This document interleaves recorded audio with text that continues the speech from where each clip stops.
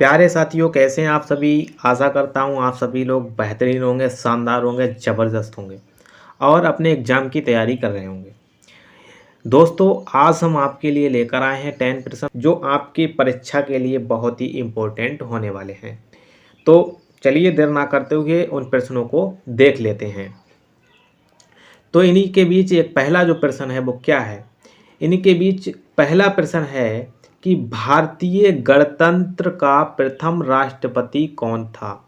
भारतीय गणतंत्र का प्रथम राष्ट्रपति कौन था। तो ऑप्शन ए है पंडित जवाहरलाल नेहरू थे। ऑप्शन बी है डॉक्टर राधाकृष्ण, ठीक है, राधाकृष्ण। ऑप्शन सी है कि डॉक्टर राजेंद्र प्रसाद जी, या ऑप्शन डी है गोपालाचारी। तो इसका सही आंसर हो जाएगा राजेंद्र प्रसाद। ठीक है, राजेंद्र प्रसाद जो जी थे वो भारतीय गणतंत्र का प्रथम राष्ट्रपति थे। ठीक है, भारतीय गणतंत्र के प्रथम राष्ट्रपति थे डॉक्टर राजेंद्र प्रसाद। तो इसका राइट आंसर हो जाएगा डॉक्टर राजेंद्र प्रसाद। तो अगला क्वेश्चन क्या है। अगला क्वेश्चन हमारा सेकंड क्वेश्चन क्या कह रहा है कि वर्तमान में भारत का राष्ट्रपति कौन है। बेहद इम्पोर्टेंट प्रश्न है और आपको पता भी होना चाहिए। ठीक है, बेहद इम्पोर्टेंट प्रश्न है और आपको पता भी होना चाहिए। तो वर्तमान में राष्ट्रपति क्या डॉक्टर मनमोहन सिंह जी हैं। बताओ, क्या डॉक्टर मनमोहन सिंह जी हैं। तो ये नहीं है, इसका ये आंसर नहीं हो सकता। प्रतिभा पाटिल हैं। प्रतिभा पाटिल नहीं है, वर्तमान में हमारे राष्ट्रपति प्रतिभा पाटिल नहीं हैं। ठीक है, रामनाथ कोविंद भी नहीं है। ठीक है, और जो द्रौपदी मुर्मू वर्तमान में हमारी राष्ट्रपति हैं। ये आपको याद रखना है। कोई भी यदि आपसे पूछता है वर्तमान में बताओ वर्तमान में राष्ट्रपति कौन है, तो इसका सही आंसर बताएंगे आप, वो बताएंगे द्रौपदी मुर्मू। ठीक है, द्रौपदी मुर्मू इसका राइट आंसर हो जाएगा। थर्ड क्वेश्चन क्या है। थर्ड क्वेश्चन है भाई साहब कि भारतीय संविधान के अनुसार संघ की कार्यपालिका शक्ति नियत है। किसके पास नियत है ये बताना है। तो क्या राष्ट्रपति के पास नियत है। जी हाँ, राष्ट्रपति के पास ही नियत है। ठीक है, राष्ट्रपति के पास ही नियत है। भारतीय संविधान के अनुसार संघ की जो कार्यपालिका शक्ति है वो राष्ट्रपति पे ही नियत है। तो इसका राइट आंसर ये राष्ट्रपति जी ही हो जाएगा। क्लियर है इतनी बात क्लियर है। क्वेश्चन नंबर 4 होना चाहिए, लेकिन यहाँ पे 4 नहीं है। ठीक है, तो कोई बात नहीं, इसको हम एडजस्ट कर लेते हैं। ठीक है, इसका 5 क्वेश्चन क्या कह रहा है। क्वेश्चन नंबर 5 क्या कह रहा है, इस पे चर्चा करेंगे। तो राष्ट्रपति का चुनाव होता है, किसके द्वारा होता है बताइएगा। राष्ट्रपति का चुनाव जो है वो किसके द्वारा होता है। तो ये ऑप्शन है राज्य की विधानसभा तथा लोकसभा द्वारा। ऑप्शन बी है लोकसभा तथा राज्यसभा द्वारा।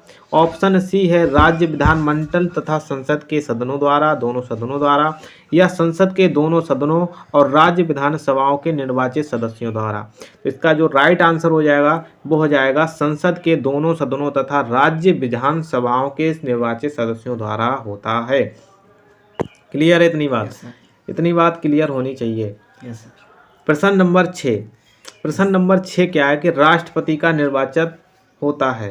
राष्ट्रपति का निर्वाचन कहाँ होता है, मतलब कैसे होता है। तो बहुमत के द्वारा होता है, या सीमित मत प्रणाली के आधार पर होता है, या अनुपातिक प्रतिनिधित्व प्रणाली के एकल संक्रमणीय मत के आधार पर होता है, या व्यावसायिक प्रतिनिधित्व के आधार पर होता है। तो इसका राइट आंसर जो होगा वो राष्ट्रपति का जो चुनाव है वो अनुपातिक प्रतिनिधित्व प्रणाली के एकल मत पर तो होता नहीं है। ठीक है, ये तो गलत आंसर हो जाएगा।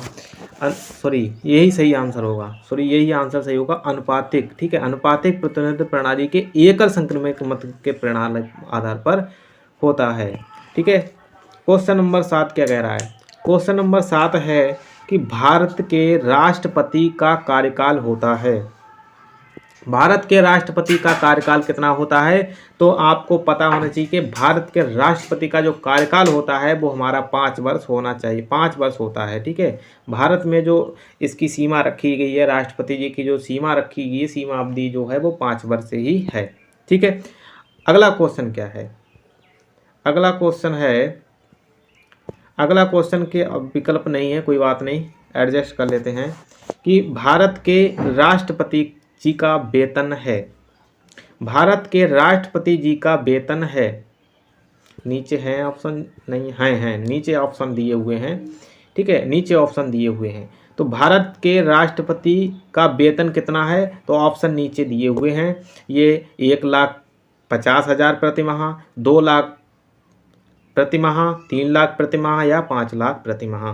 तो इसका जो राइट आंसर हो जाएगा, जो राइट आंसर होगा वो होगा 5 लाख, ठीक है, 5 लाख इसका राइट आंसर हो जाएगा। अर्थात जो राष्ट्रपति की जो वेतन है वो हमारा 5 लाख है, वो भी कैसा? प्रति माह, 1 महीने में 5 लाख मिलते हैं, ठीक है। क्वेश्चन नंबर 9 क्या है? देखिएगा, क्वेश्चन नंबर 9 है कि राष्ट्रपति लोकसभा में आंग्ल भारतीय समुदाय के कितने सदस्य मनोनीत कर सकते हैं? अर्थात लोकसभा में राष्ट्रपति द्वारा कितने सदस्यों को यानी कि सदस्यों को नामित किया जाता है? लोकसभा से कितने सदस्य नामित किए जाते हैं? राष्ट्रपति जो है वो लोकसभा से 2 सदस्य नामित करता है। किससे? 2। लोकसभा से 2 सदस्य नामित करता है।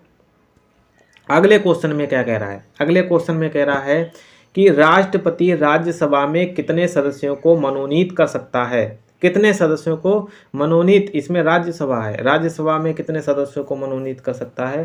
तो इसका जो राइट आंसर होगा वो होगा 12 यानी कि 12। तो राज्यसभा में 12 सदस्यों को मनोनीत करता है, ठीक है, मनोनीत करता है। और क्वेश्चन नंबर 9 में था कि नामित करता है, नामित सदस्यों की संख्या कितनी होती है लोकसभा में? तो लोकसभा में ये 2 होती है, ठीक है, लोकसभा में ये कितनी होती है? लोकसभा में ये 2 होती है, ठीक है। तो इन्हीं प्रश्नों के साथ हम आज यही हमारे प्रश्न थे, जो 10 प्रश्न थे जो कि आज हमने कवर किए हैं, ठीक है, आज हमने कवर किए हैं। तो इन्हीं प्रश्नों के साथ हम अपनी वाणी को विराम देते हैं। तो जय हिंद, जय भारत।